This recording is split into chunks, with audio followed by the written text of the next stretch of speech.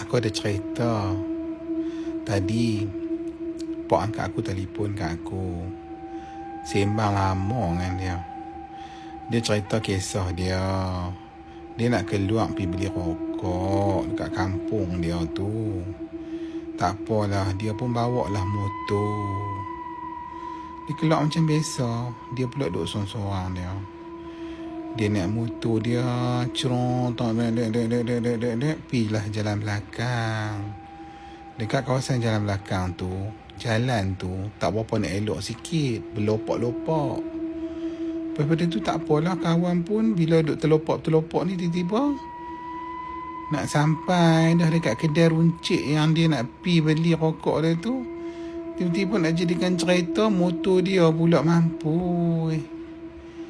Lepas tu tak apalah, bila motor dia mampu, dia pun duk cubalah nak start balik.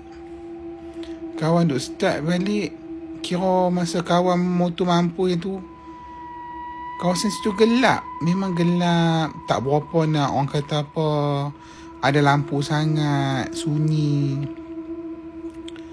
Lepas tu tak apalah, dia pun nak start motor dia balik. Kawan renjah, start tak menyala. Renjah lagi, start lagi, tak menyala. Bila lagi sekali dia renjah-renjah tu, tiba-tiba motor tu boleh start. Masa dia boleh start tu, dia duk renjah kuat sangat, dia punya slipper dia tu terlucut, yang dia pakai tu.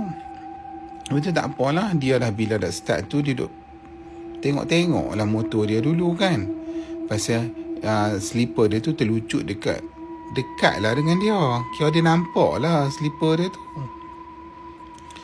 Lepas tu tak apalah, kawan pun tongkatkan motor, nak turun pada motor, nak bawa motor ke depan sikit. Dia tongkatkan motor dia, dia nak pergilah cari slipper dia tu. Tengok-tengok tak ada. Dia cari rata. Pergi mana dia kata, tadi nampak depan mata dia. Lepas tu dia pun buka dengan lampu handphone dia. Dia suluh pi, suluh mai. Tak ada. Dia jadi heran. Pi mana slipper aku ni?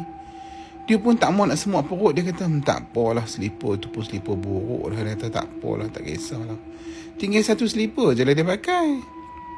Kira dia berkaki ayam lah juga sebelah lagi kaki.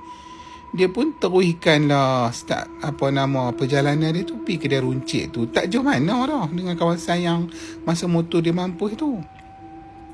Lepas tu orang yang kat kedai runcit tu duk nampak lah dia motor mampu itu duk tercari-cari benda. Lepas tu orang kedai runcit tu tanyalah dia, "Pakcik, tadi awak bersepah jadi apa?" Lepas tu pak angkat aku pun habaq. Dia kata, "Dah cari slipper. Masa motor mampus tadi, slipper aku terlucut. Aku duk cari lah. Tapi aku heran, tak ada slipper aku tu pergi mana?" Dia kata. Lepas tu dia kata, tak apa, jom. Dia kata, dah beli rokok semua. Dia kata, jom kita pergi cari sekali.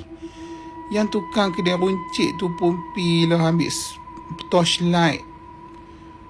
Torchlight ni pergi talar kat kawasan tu. Tak ada slipper dia.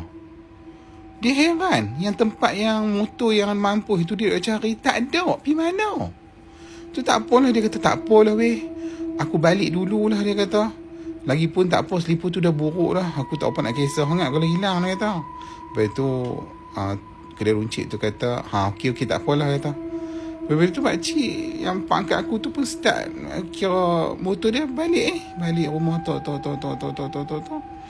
Lepas tu dia pun bila balik tu, dia buka pintu pagar rumah dia apa semua. Dia parking saja motor dia, tiba-tiba dia nampak slipper yang hilang dia tu duk ada dekat rumah dia, depan pintu masuk rumah dia. Hampa tak heran kau? Dia pun sampai ke hari ni dia kata dia duk fikir, macam mana boleh jadi benda tu, dia kata. Memang tadi dia duk cari slipper dia dekat kawasan tu, tak jumpa. Tapi slipper tu duk ada dekat rumah dia. Hampa tak rasa ke benda ni macam something sebenarnya? Sesuatu kan? Hei Allah. Aku pun pening, aku pun fikir juga, macam mana no slipper dia boleh hilang? Lepas tu kena curi dengan jin ke? Itu jin tu pula boleh tahu pula rumah dia kat mana, pergi hantar pula kat rumah dia. Macam-macam tu cerita tu. Misteri.